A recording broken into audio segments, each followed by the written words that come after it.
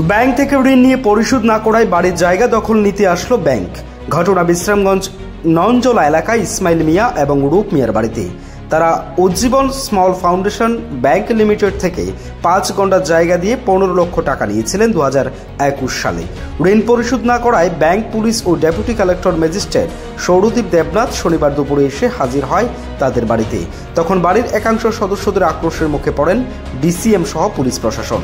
প্রশাসনের তাদের বাড়ি ক্রোক করতে গেলে বিভিন্নভাবে বাধা দেওয়ার চেষ্টা করেন বাড়ির অন্যান্য সদস্যরা। পরবর্তী সময়ে প্রশাসন তাদের বাড়িতে জায়গা করে নোটিশ টাঙিয়ে দেন। ব্যাংক থেকে 15 লক্ষ টাকা ঋণ নিয়ে বিভিন্নভাবে তালবাহানা করছেন ইসমাইল মিয়া ও তার গোটা পরিবার। Report Tripura TV.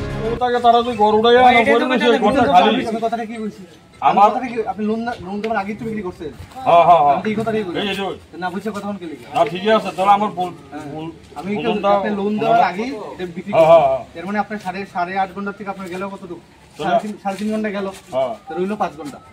5 ঘন্টা, এই 5 ঘন্টাটা কোন জায়গায়? সাড়ে 3 ঘন্টা বেশি করছে, 8.5 ঘন্টাতে। হ্যাঁ, 8.5 ঘন্টা থেকে 3.5 ঘন্টা বিক্রি করছেন। কার কাছে বিক্রি করছেন? তো মহিলাটার নামটা আমার খেয়াল নাই। বাড়ি ওইটা কোন পোর্শনটা বিক্রি করছেন? কোন এটা হয়েছে মানে এখান থেকে 3.5 ঘন্টা বিক্রি করছেন। হ্যাঁ, ওইটাই পরে।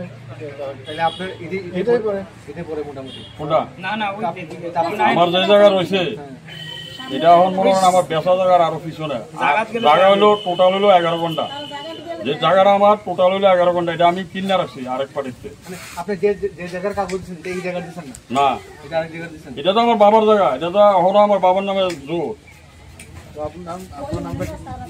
আপনারা কথাটা বলেন, আপনারা যে প্রথম যে সার্ভে অ্যাপ্লাই করছে লোনের লেগে হেয়ারে লইয়া তো আপনারা তারপরে আরো কয়েকবার গেছে হেয়ারে লইয়া আমার কথা হ্যাঁ তো চালাই গেছে।